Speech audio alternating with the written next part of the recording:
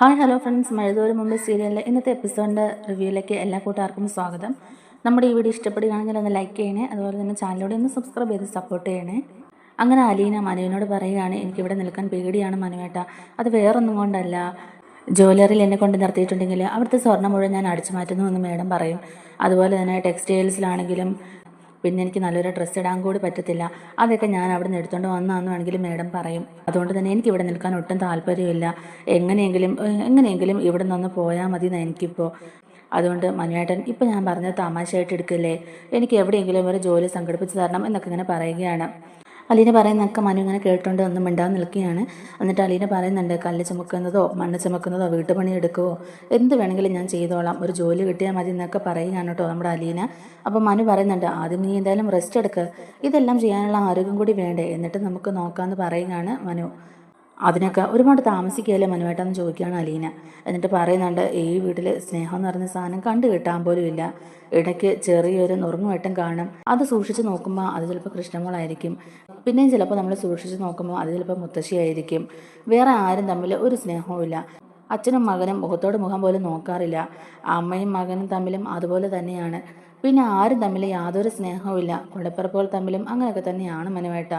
ഇതൊക്കെ വെച്ച് നോക്കുമ്പോൾ ഞങ്ങളുടെ സ്നേഹനികേതനമായിരുന്നു നല്ലത് എന്നൊക്കെ ഇങ്ങനെ പറയുകയാണ്. അവിടെ ഞങ്ങൾ കോടീശ്വരന്മാരായിരുന്നു, ഇവിടെ സ്നേഹത്തിൻ്റെ കാര്യത്തിൽ ഇവിടെയുള്ളവരെല്ലാം പിച്ചക്കാരാണ് എന്നൊക്കെ ഇങ്ങനെ അലീന പറയുമ്പോഴേക്കും മനു പറയുന്നുണ്ട്, ഇപ്പോൾ ഉള്ള കുടുംബങ്ങളൊക്കെ അങ്ങനെയാണ് അലീന എന്ന് പറയുകയാണ്. അലീന പറയുന്നുണ്ട്, എനിക്കിവിടെ പിടിച്ചു നിൽക്കാൻ പറ്റില്ല മനുവേട്ട, ഇങ്ങനെ സ്നേഹമില്ലാത്ത വീടുകൾ ഇങ്ങനെയുള്ള കുടുംബങ്ങളും ഉണ്ടാവുമല്ലേ എന്നൊക്കെ എന്നെ ചോദിക്കുകയാണ്.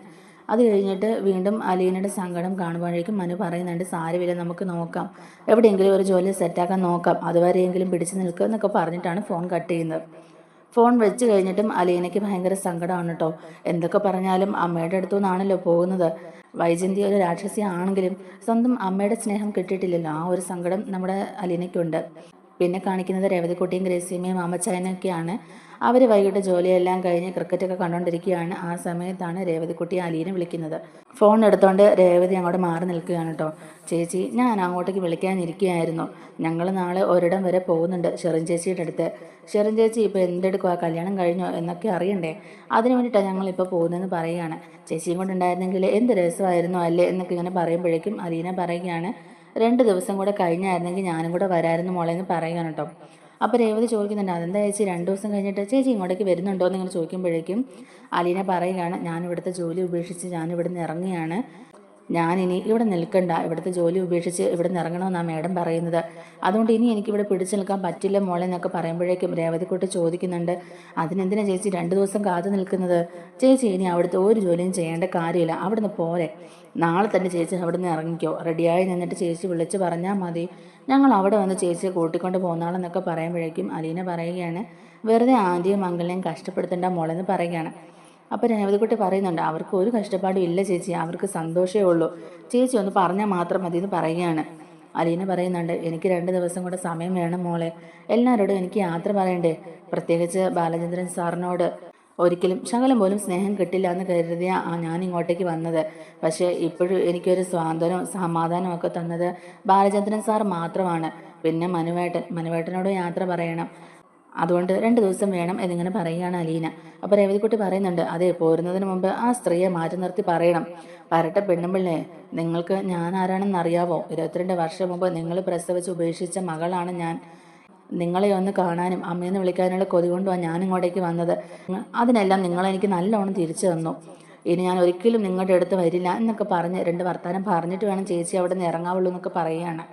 അലീന മിണ്ടാതിരിക്കുകയാണ് കേട്ടോ. അപ്പോൾ രേവതിക്കുട്ടി ചോദിക്കുന്നുണ്ട്, ഇതൊക്കെ ചേച്ചി പറയുമോ ചേച്ചിന്ന് ചോദിക്കുമ്പോഴേക്കും അലീന പറയുകയാണ്, ഇല്ല മോളെ, ഞാൻ ഇതൊന്നും പറയില്ല, ആരെയും സന്തോഷിപ്പിക്കാനും ആരെയും സങ്കടപ്പെടുത്താനും ഞാനില്ല, എനിക്ക് എല്ലാം കൊണ്ട് മനസ്സ് നിറഞ്ഞിരിക്കുകയാണ്, ഇവിടെ നിന്ന് ഇപ്പോൾ ഇവിടെ നിന്ന് ഇറങ്ങിയാൽ മതി എന്നുള്ളൊരവസ്ഥയിലാണ് മോളെ ഞാനിപ്പോൾ ഇവിടെ നിൽക്കുന്നതെന്ന് പറയുകയാണ്. അലീന അങ്ങനെ വിഷമത്തോടു കൂടി തന്നെ പറയുകയാണ് കേട്ടോ.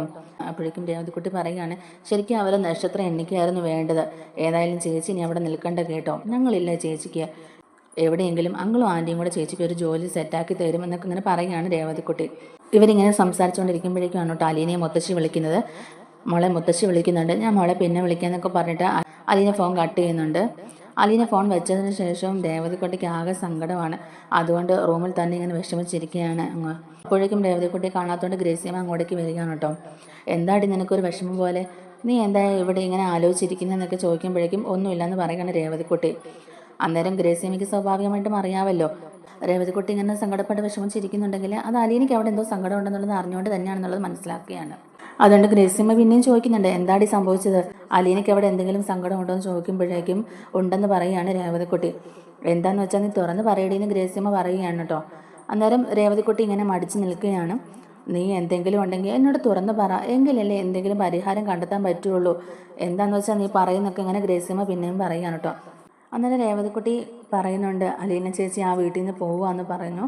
എങ്ങോട്ടാണ് പോകുന്നതെന്ന് ചോദിക്കുമ്പോഴേക്കും അതറിയില്ല, എവിടെയെങ്കിലും വേറെ ജോലി നോക്കണമെന്നാണ് പറഞ്ഞത്, അവിടുന്ന് പൊയ്ക്കോളാൻ അവിടുത്തെ മേഡം പറഞ്ഞു, അതിൻ്റെ സങ്കടത്തിലാണ് അലീന ചേച്ചി എന്നിങ്ങനെ പറയുമ്പോഴേക്കും ഗ്രേസിയമ്മ ചോദിക്കുന്നുണ്ട്, അതുപോലെ ഒരു വീട്ടിൽ ജോലി ചെയ്യണം എന്ന് അലീനയ്ക്ക് എന്താ നിർബന്ധം, പിന്നെ എന്തിനാ സങ്കടപ്പെടുന്നതെന്നൊക്കെ ചോദിക്കാൻ.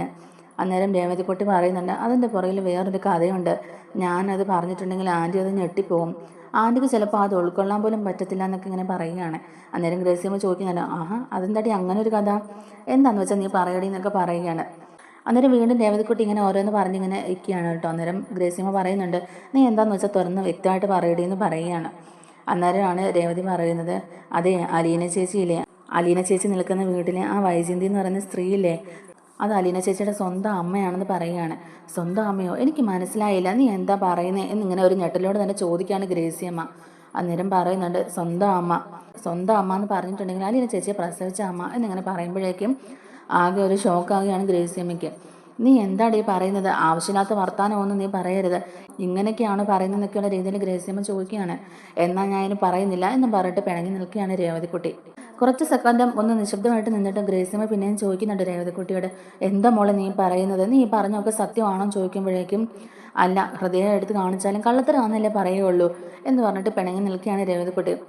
അന്നേരത്തേക്കും ഗ്രേസിയമ്മ ചോദിക്കുന്നുണ്ട്, ഈശ്വര ഇതൊക്കെ ഉള്ളതാണോ എന്നിങ്ങനെ ചോദിക്കുമ്പോഴേക്കും രേവതിക്കുട്ടി പറയുന്നുണ്ട്, സത്യമായിട്ടും ഒന്ന് ഓർത്ത് നോക്കി, ചേച്ചി എന്തൊക്കെ ആഗ്രഹിച്ച അങ്ങോട്ടേക്ക് പോയെന്നറിയാവോ, ബ്രിജിത്തമ്മയാണ് ചേച്ചി ആ വീട്ടിലേക്ക് പറഞ്ഞു വിട്ടത്, സ്വന്തം അമ്മയും കൂടപ്പിറപ്പുകളും ബന്ധുക്കളും ഒക്കെ ഉണ്ടായിട്ടും ആരെയും ഒന്നും അറിയിക്കാതെ ചേച്ചി എന്തൊക്കെ അനുഭവിച്ചു എന്ന് ആൻറ്റിക്ക് അറിയത്തില്ലേ എന്നൊക്കെ ഇങ്ങനെ പറഞ്ഞ് ആകെ വിഷമത്തിൽ നിൽക്കുകയാണ് രണ്ടുപേരും.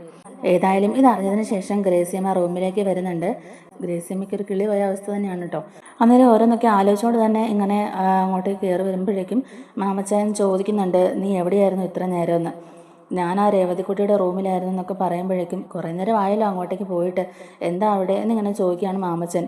ആകെ ഒരു കാര്യം പറയാനുണ്ട് എന്ന് പറഞ്ഞിട്ട് ആകെ ടെൻഷനോട് കൂടി തന്നെ ഗ്രേസിയമ്മ പറയുമ്പോഴേക്കും മാമച്ചൻ ചോദിക്കുന്നുണ്ട്, എന്താണെന്ന് വെച്ചാൽ നീ പറയുകയാണ്. ഞാനൊരു കാര്യം പറയാം, കേട്ടാൽ എന്തായാലും നിങ്ങൾ വിശ്വസിക്കില്ല എന്നിങ്ങനെ പറയുകയാണ്. വിശ്വസിക്കണോ വേണ്ടെന്നൊക്കെയുള്ളത് ഞാൻ തീരുമാനിച്ചോളാം, നീ എന്തായാലും കാര്യം പറയാൻ ഇങ്ങനെ മാമച്ചൻ പറയുകയാണ്. അന്നേരം ഗ്രേസിയമ്മ ഭയങ്കര വിഷമത്തോടു കൂടി തന്നെ പറയുന്നുണ്ട്, നമ്മുടെ രേവതിക്കുട്ടിയുടെ അലീനയില്ലേ, അവിടെ നിൽക്കുന്ന വീട്ടിൽ വൈജ എന്ന് പറയുന്ന ഒരു സ്ത്രീ ഉണ്ടല്ലോ. ആ ഉണ്ട്, അതിനിപ്പോൾ എന്താ, ആ സ്ത്രീയെ എനിക്കറിയാമല്ലോ എന്ന് മാമച്ചൻ പറയുകയാണ്. ആ സ്ത്രീ ഉണ്ടല്ലോ, അത് അലീനയുടെ സ്വന്തം അമ്മയെന്ന് പറയുകയാണ്. അന്നേരം മാമച്ചൻ ചോദിക്കുന്നുണ്ട്, പിന്നെ തോന്നിയാസം പറയരുത്. ഗ്രേസിയമ്മ പറയുന്നുണ്ട്, സത്യമായിട്ടും ഇതിന് പിന്നിൽ ഒരു കഥയുണ്ടെന്ന് ഇങ്ങനെ പറയുകയാണ്, അത് അലീനയെ പ്രസവിച്ച സ്ത്രീ തന്നെയാണെന്ന് പറയുകയാണ്. എന്നിട്ട് ആ കാര്യങ്ങളൊക്കെ ഗ്രേസിയമ്മ മാമച്ചായനോട് വിശദീകരിച്ച് പറഞ്ഞു കൊടുക്കുന്നുണ്ട്.